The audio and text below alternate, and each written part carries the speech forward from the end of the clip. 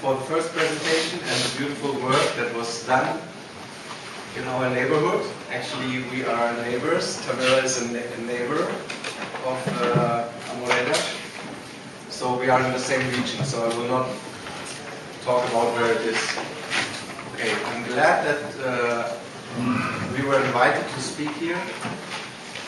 Unfortunately, I will have to do it in English. I managed to talk to a digger driver how to build a swale, but I will not manage to explain you in Portuguese the whole concept of what we have started to do. Okay, I will start with a small introduction.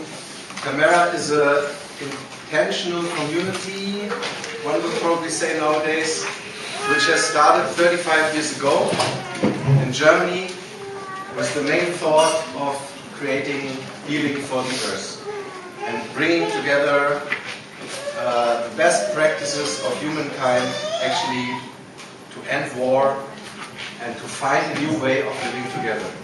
That was the basic thought.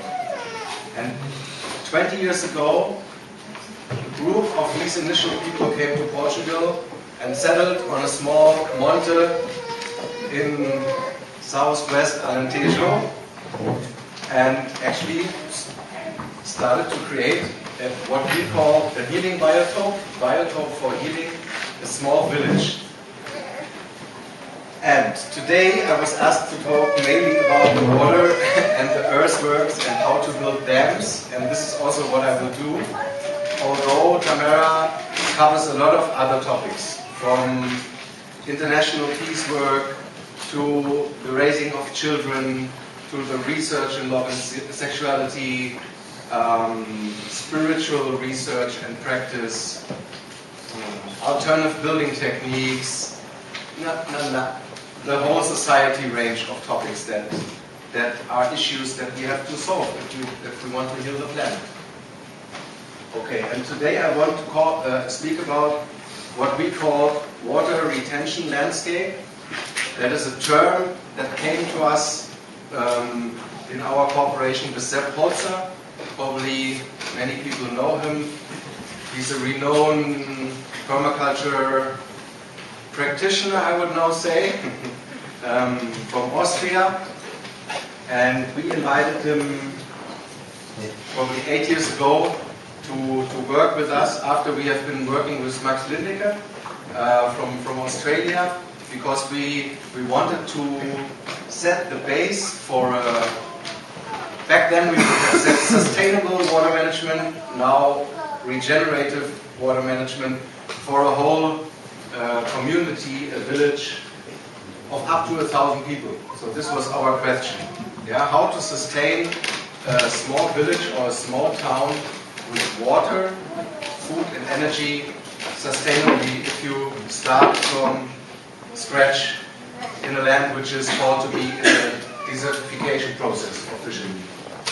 Okay, so this is actually not how it looked when we started. This is actually how it looked probably 5 years ago in spring. And I will start with some guiding thoughts.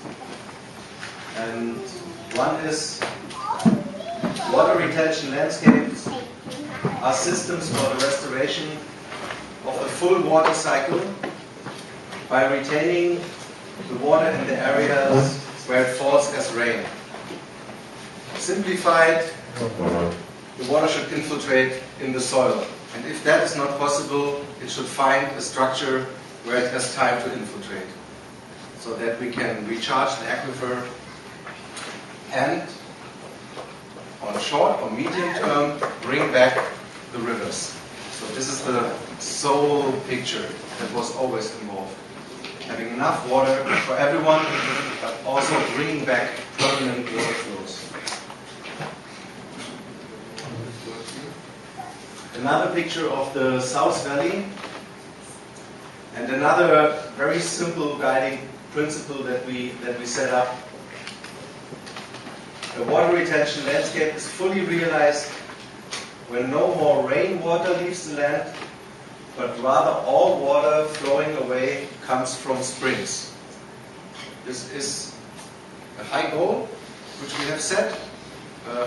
Simplified, a slogan that was often used is zero runoff.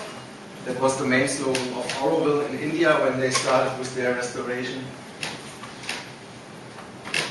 I will show some maps, although I don't want to go into detail of the zoning and so on, but they can help us to get the full picture. So this is an artistic sketch of how the land is used in the moment.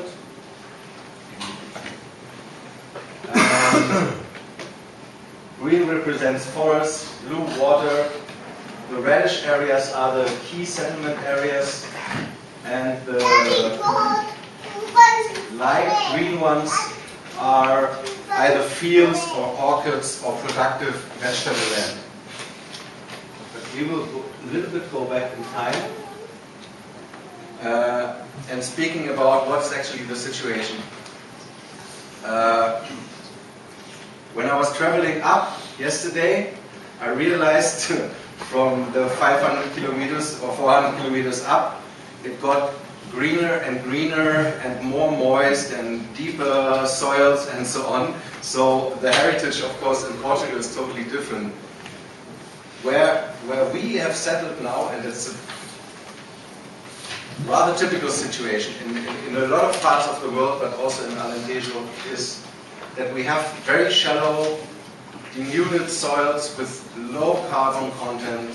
So actually, land that was more or less given up. It was left for grazing. People already left the land, and that was like, it is considered to be poor land, and actually in a lot of actual policies, these lands are given for not productive, let's give them up, abandon them. We call it then desertification, but the desertification starts with the humans. It doesn't start with the climate, it starts with us and with our picture of what actually is the potential of the land. And that is also where Sepp helped us a lot. Because when he came, he said, the second thing about the water, that is not your issue. You have an abundance of water, and he could immediately see big lakes, which we could not, because we were already partly in this picture, okay, it is a very dry country, it is not very productive, we will never fill not even one lake. And Seppi came and he said, don't worry, let's build the first lake, you will have enough water, and you will have enough food for the whole community, which was back then around 100 people. Water, the typical situation, we have a high runoff with erosion, especially if the soil is not covered. We have therefore also low infiltration into the aquifer, meaning that, most of you are probably aware of the biggest undertaking in Portugal, the Alqueva Dam, and now this big piping, bringing water from hundreds of kilometers away, already salted water, and pouring it on the land, while we actually have rainfall of between 500 and 700 millimeters a year, which is not a desert rainfall. This is enough water to sustain human life and communities.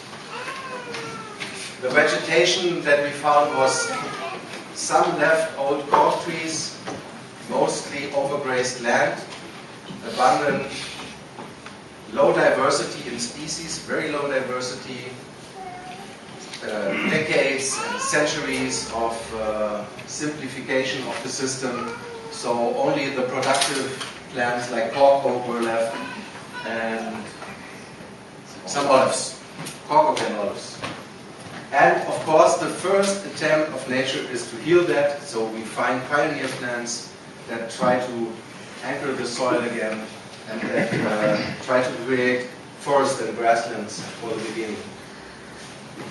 So what I already said, the main goal was to find solutions that can be taken as a model that is replicable for human settlements. So our focus was, let's say, how to sustain Aldea de Amoreiras regeneratively with water. And of course we started where we are, because we were still in a situation 7 years ago when we would do a gathering like this with 300 people. We would not have been sure whether we could give drinking and showering water to all of you.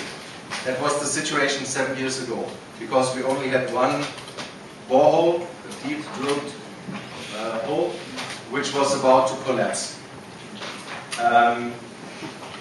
Of course, water is not the only goal, and it comes very much along with the other issues like food, energy, shelter, housing. And for us, a very important goal to create habitats for wildlife in all kinds. So the basic thought is, let's say, when we call it a healing biotope, what we mean is it should be a biotope where men, women, so the human realm and children, and all other beings can live in coexistence. Yeah? So it should be to create a conscious habitat for all life, which definitely means that the human realm has to stand back. So it's not about a productive land of 100%. Zepp always gave the simple guideline: 50% for the humans and 50% for the animals and for the soil. It's not about percentage now, it's about consciousness, yeah? So, but we were very, very engaged and are still in finding out how to consciously create habitats. What is in this now, in this phase of evolution of humankind, we need to combine new settlements, not anymore with the destruction of habitats, but with the creation. And therefore we have to start where the situation is bad. It's not anymore to go to paradise or to go to a place which is already nice.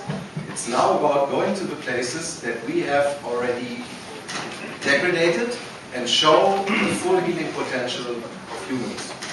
And so we could have said, oh, we should have been chosen a better place to settle, but actually for the task I think we choose a good spot. Yeah, and now let's see. I will not so much go now.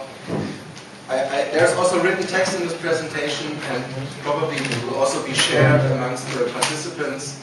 So I will now more, let's say, go with the pictures and see what we have done.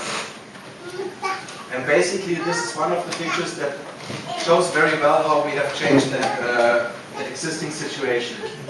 So you see now here like different water bodies. Thank you, good idea. Great. So the basic pattern that we have applied, yeah, I now try to speak in permaculture language, although I'm not an educated permaculturist, yeah, but I'm very interested. I mean with the language. So pattern-wise, what we did is we gave the valleys back to the water. So no roads in the valleys, no gardens in the valleys. The valleys, they belong to the water. May it be a creek, a wetland, or a lake, or a pond. This is the basic thing. So we shifted the roads out of the valley, we shifted the gardens away from the valley, and in this example now, what you see here, we created earth dams. One is, for example, here, different ponds, and lakes developed, retention spaces developed. And then the second part is that we always combine the lakes with terraces and slopes. So we have water bodies, slopes with vegetation, terraces, either for production or for walking or for whatever, and another slope, and another terrace, and another slope, and so we combine the growing of vegetables and the growth of fruit trees with the picture that actually this is now probably 5 years ago. After this first lake has filled, here we see some algae from the first year still. if you now this year are on this terrace here, you would walk in shade. So the trees that we planted, a mixture of fruit trees, nut trees, and the natural vegetation, they now grow. So they develop an umbrella. So now we can garden in the shade. We can bring in plants that do not like to grow under full sunlight.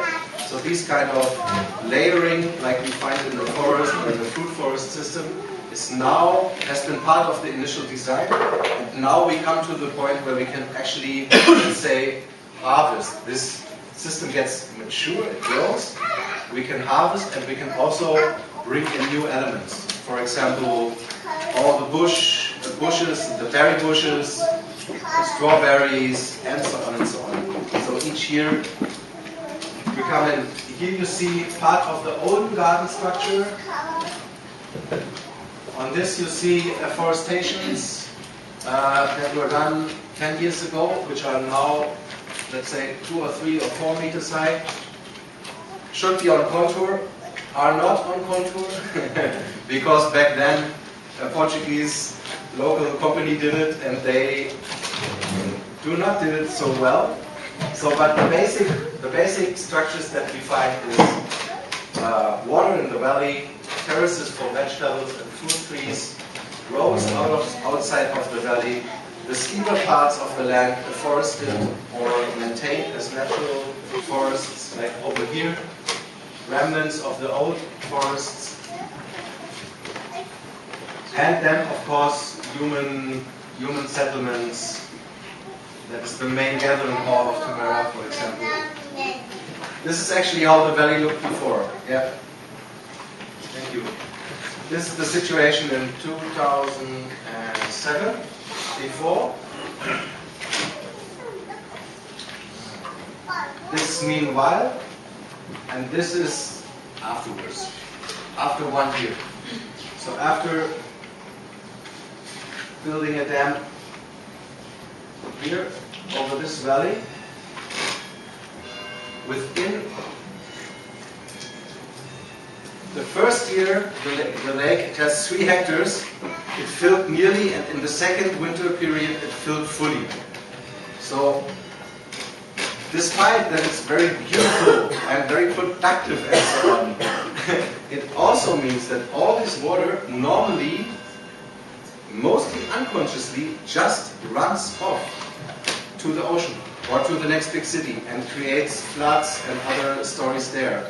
We are, let's say, on the hilltop, so we're at the start of the water course, and since we have been starting to build dams, swales, pond, infiltration, all different techniques that most of you are probably aware, we come to the situation that our neighbor does not get any floodings anymore, but what he gets is a permanent small creek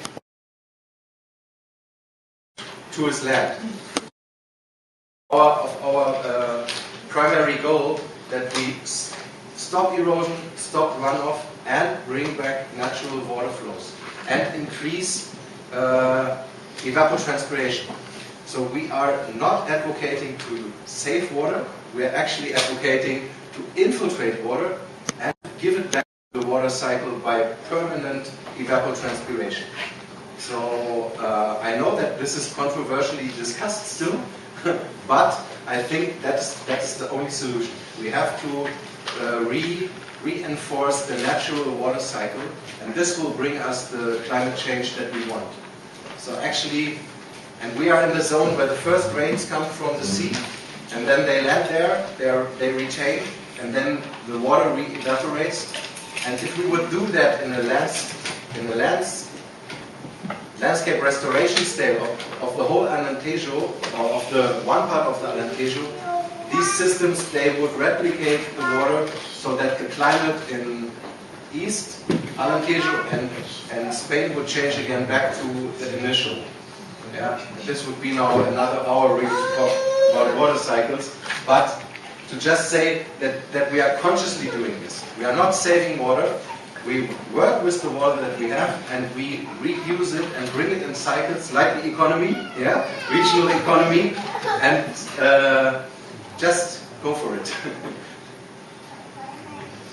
Another picture of the same lake.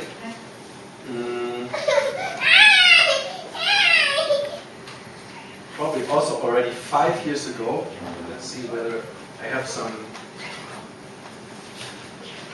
So what we have been seeing here, this was the first lake, built in 2007.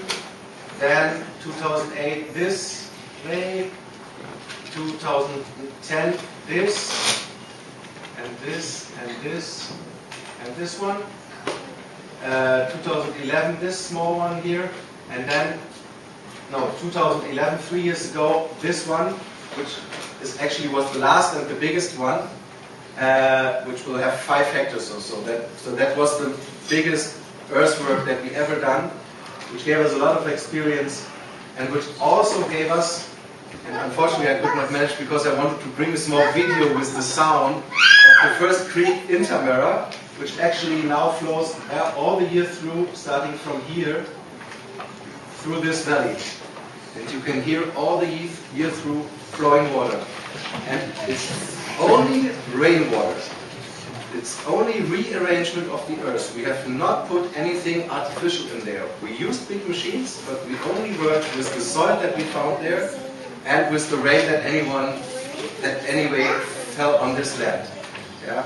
And now we have the situation that we have recharged the aquifer already to a point where the trees can grow without irrigation in the valleys.